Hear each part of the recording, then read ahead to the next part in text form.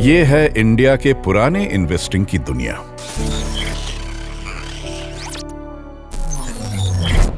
पर अब इन्वेस्टिंग को बदलने आ गया है कुछ सुपर। टेक और स्पीड में बेहतर है सुपर। आ गया है smooth investing experience that's super. जो कॉम्प्लेक्स मार्केट को करे सिंपल, वो सुपर। जो इंडिया का इन्वेस्टिंग हमेशा के लिए बदल दे, वही तो है सुपर। आ गया है एंजल वन सुपर ऐप, जो इंडिया का इन्वेस्टिंग बना दे super. Investments in securities market are subject to market risks. Read all the related documents carefully before investing.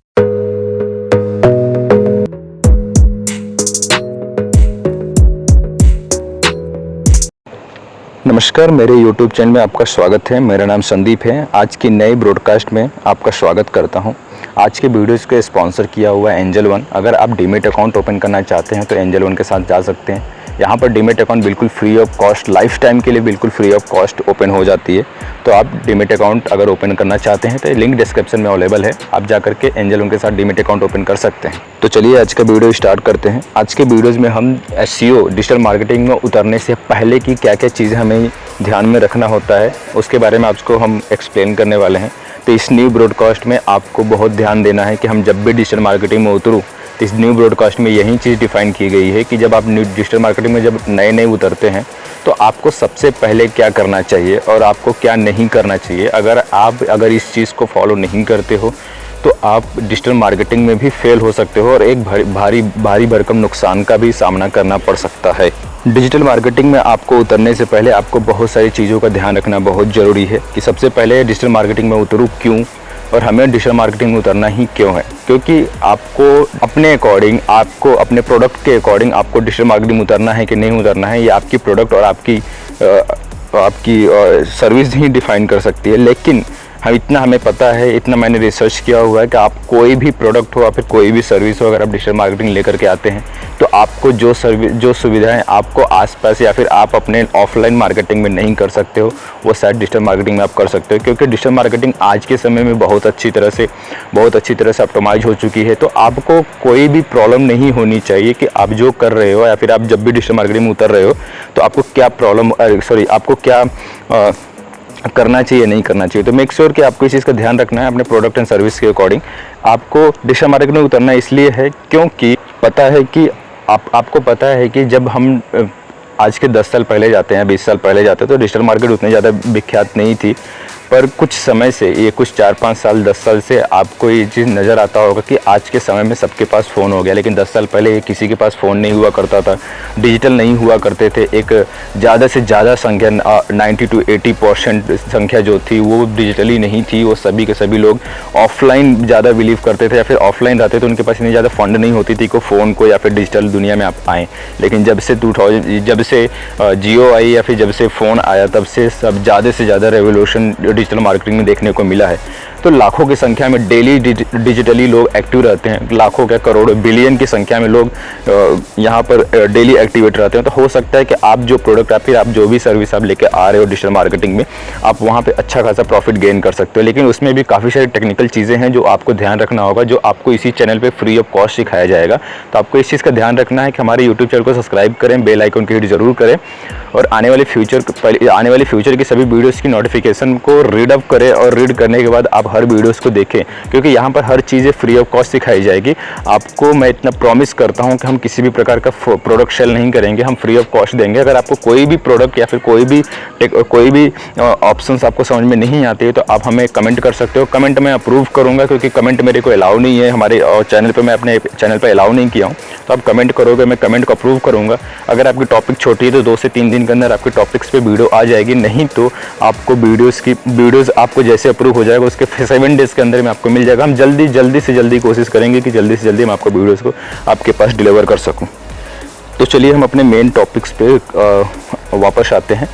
Main topic ये रही कि हमें डिजिटल मार्केटिंग में उतरने से पहले किन किन बातों का ध्यान रखना है। डिजिटल मार्केटिंग में उतरने से पहले आपको बहुत सारी चीज़ों का ध्यान रखना है, जैसे कि आपके जो प्रोडक्ट है वो प्रोडक्ट सबसे ज़्यादा कहाँ पे सेल आउट हो रही है और हमारा कंपटीटर क्या कर रहा है, हमारा कंपटीटर क्या है। हम अपने प्रोडक्ट और अपने ऑफलाइन की जर्नी को हमें एनालाइज करना बहुत ज़रूरी है कि जो मेरी ऑफलाइन जर्नी है, जो मैं ऑफलाइन में जहाँ पर मैं काम कर रहा हूँ या फिर जो प्रोडक्ट मैं लेकर के मार्केट में उतरा हूँ या फिर जो मार्केट में ऑलरेडी मैं काम कर रहा हूँ, तो आप कहीं ना कहीं ऑफिस या फिर ऑफलाइन मार्केटिंग करने के लिए या फिर कर रहे होंगे या फिर ऑलरेडी करना चाहते होंगे। तो आपको इस चीज़ का ध्यान रखना बहुत ज़रूरी है कि जब भी हम ऑफलाइन मार्केटिंग कर रहे हैं तो ऑफलाइन मार्केटिंग में मुझे ऐसी क्या प्रॉब्लम रही है, जो मुझे ऐसी क्या स्क्वीजेस रही है, ऐसी क्या ऑप्शन जो आपको सही नहीं लगी है, तो आप डिजिटल मार्केटिंग में आकर कुछ चीज़ करना चाहते हैं। ठीक है, ऐसे मैं आगे इस वीडियोज़ में आपको एक्सप्लेन करूँगा, पर आपको इस चीज़ का ध्यान पहले से ही होना चाहिए कि हमें डिजिटल मार्केटिंग में क्यों उतरना है।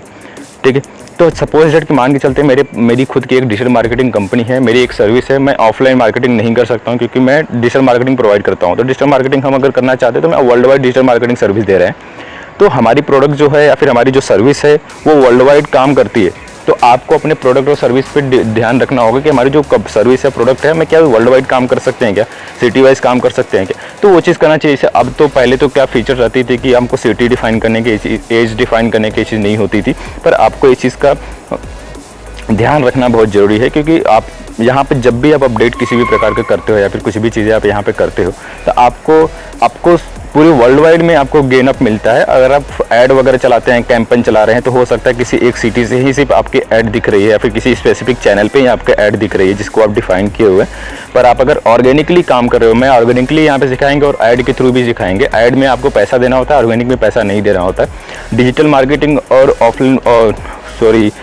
ऑफलाइन मार्केटिंग में डिफरेंट क्या है। डिजिटल मार्केटिंग में अगर आप कोई भी पैसा इन्वेस्टमेंट करते हो तो वो वर्ल्ड वाइड या फिर आप किसी भी एक कीवर्ड या फिर किसी स्पेसिफिक एरिया में आप अच्छे से लिबरेट कर सकते हो, क्योंकि यहाँ पर पीपीसी चलती है कि जब भी आपके प्रोडक्ट पे जब तक क्लिक नहीं होगी, जब तक आपके प्रोडक्ट पे कोई विजिट नहीं करेगा, तब तक आपसे कोई भी चार्जेस नहीं लिया जाएगा। लेकिन आप अगर ऑफलाइन मार्केटिंग में देख सकते हैं तो आपको ज़्यादा से ज़्यादा आपको सिर्फ बोर्ड और बैनर का पैसा बहुत ज़्यादा देना पड़ता है, दूसरी चीज़ लड़कों को रखना पड़ता है।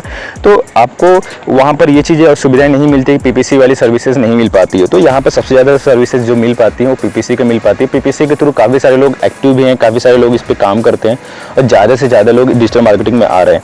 ठीक है, तो अपने प्रोडक्ट को डिफाइन कर लिया, अपने डिजिटल मार्केटिंग में क्यों आना है वो डिफाइन कर लिया। तो अभी चलते हैं हम अपने प्रोडक्ट को गूगल में रजिस्टर करने के लिए। गूगल में अगर हम रजिस्टर करते हैं अपने प्रोडक्ट को, तो सबसे पहले चीज़ ये है कि हमें गूगल में रेटिंग्स या फिर गूगल बिजनेस पर रेटिंग्स मिलती हैं, गूगल बिजनेस पे हमें मैप्स मिलती है, गूगल बिजनेस पे हमें फ़ोन नंबर वगैरह भी इश्यूज़ होती है, जिसके थ्रू हम डायरेक्टली हमारा जो कस्टमर है, हमारा जो भी पर्सन, जो भी हमारा कंज्यूमर है जो हमारी सर्विस लेना चाहता है, वो डायरेक्टली आपको गूगल बिजनेस पे सर्च करके आपको डायरेक्टली विजिट कर सकता है, विजिट करके या फिर आपको कॉल करके आपसे सर्विस का डिमांड कर सकता है। तो आपको यहाँ से काफ़ी सारी प्रॉफिट मिल सकती है। लेकिन एक चीज़ का आपको ध्यान रखना है कि जब भी गूगल बिजनेस आप चालू करें तो हर चीज़ों को एक अच्छी तरीके से आपको डिफाइन करना होगा कि हम जो गूगल बिजनेस स्टार्ट करें, गूगल बिजनेस पे हम अपना रजिस्टर कर रहे हैं, वो हमें इस चीज़ का डिफाइन करना है कि हमारी जो ऑफिस है, ऑफिस की सभी वीडियोस, सभी फोटोज़, कस्टमर की रेटिंग, मेक श्योर कि आपको ध्यान रखना है कि जितने भी कस्टमर आपके पास आ रहे हैं उनसे आप बोलें कि आप सर हमारी वेबसाइट, हमारे गूगल बिजनेस के सर्च पे जाकर, गूगल बिजनेस के प्रोफाइल पे जाकर के हमें आप रेटिंग दे दो और आप एक अपना अच्छा सा फीडबैक फीड कर दो, जो भी आपको बेटर लगता है। तो जिससे आपके आने वाले कस्टमर को बहुत ज़्यादा हेल्प मिल जाती है और आपको ऑलरेडी पहले से ही जानते रहते हैं, क्योंकि वो कस्टमर पर बिलीव करते हैं। जैसे जहाँ से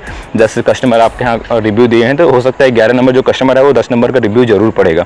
10 नंबर का रिव्यू पढ़ने के बाद उसे अच्छा लगता है तो आपके वेबसाइट पर या फिर आपके प्रोफाइल पे विजिट जरूर करेगा।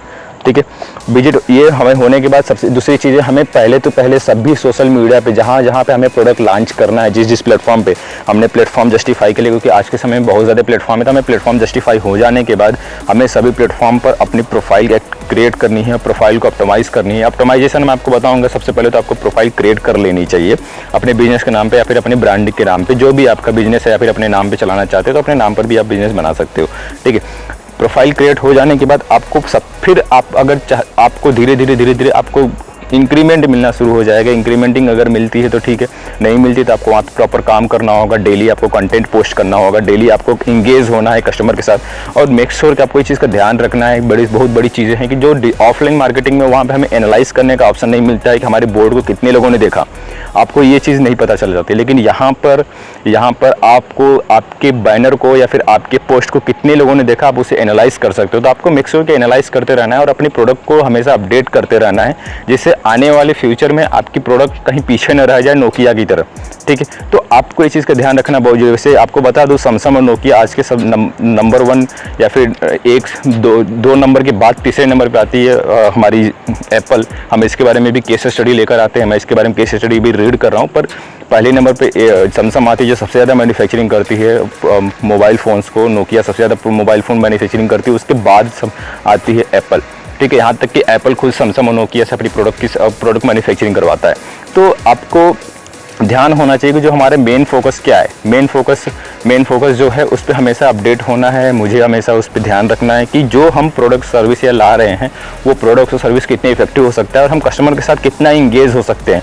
हम सपोज दैट कि एक डिजिटल मार्केटिंग कंपनी चला रहे हैं, तो मैं आपको डिजिटली टीच कर रहा हूँ। मेरा मकसद क्या है कि हम आपसे सर्विस दूँ, ना कि टीचिंग कराऊँ। फिर भी मैं आपको टीच कर रहा हूँ, क्यों? क्योंकि हमारे जितने भी कस्टमर हैं वो हमें देख सकें यूट्यूब्स के थ्रू या फिर सोशल मीडिया के थ्रू, हमें जब भी देखें तो मेरे बारे में समझे कि हाँ एक्चुअल इस पर्सन के पास नॉलेज है, तभी ये हमारे काम को अच्छे से कर सकता है। तो आपको इस चीज़ का ध्यान रखना है कि जब भी हम कोई भी अपना सर्विस या प्रोडक्ट लेकर के आऊँ, तो आपको इस चीज़ का ध्यान रखना है कि जो हम प्रोडक्ट या सर्विस लेकर आ रहे हैं उसके बारे में अच्छी नॉलेज हो मेरे पास। अच्छा, ऐसे नॉलेज तो अच्छा खासा होगा ही, तो उस चीज़ को इंगेज करें। जो चीज़ें आप अगर सोशल मीडिया पे नहीं कर सकते, कुछ ऐसी आपकी रेसिपी होगी, कुछ ऐसी आपकी ट्रिक होगी जो आपको नहीं शेयर करना चाहिए, लेकिन हम यहाँ पे सभी ट्रिक्स शेयर करते हैं।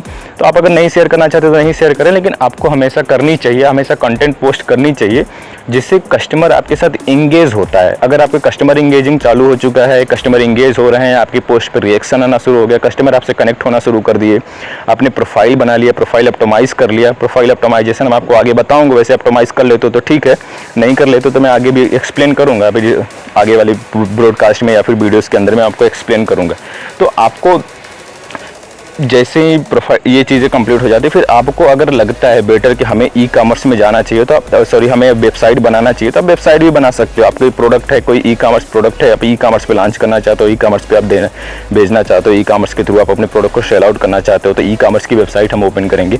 अगर ई कॉमर्स नहीं है, मेरी कोई service provider static IP website बनाना है, तो आप मुझे कॉन्टैक्ट कर सकते हो, हम आपको स्टैटिक वेबसाइट भी बना के दे देंगे, ठीक है। तो आपको अगर आपको सूटेबल लगे, अब आपको इतनी ROI हो रही, कस्टमर आपको ज़्यादा से ज़्यादा आपको डिजिटली मिल रहे हैं, मेक श्योर कि आप इन सभी का डेटा फीड करके ज़रूर रखें जिससे आप रीसेल कर सकें, ठीक है। डेटा को आपको हमेशा फिल करके रखना है। वो क्या आया था, उसका इंटरेस्ट क्या हो सकता है। वो अगर आपसे कोई प्रोडक्ट बाई किया, सपोज आपसे एक फ़ोन बाई किया, ठीक है, अब वो आपसे 3 से 4 बार फ़ोन बाई किया, तो मतलब वो आपका एक ऐसा कस्टमर है जो आपको बहुत अच्छी तरह से समझ रहा है।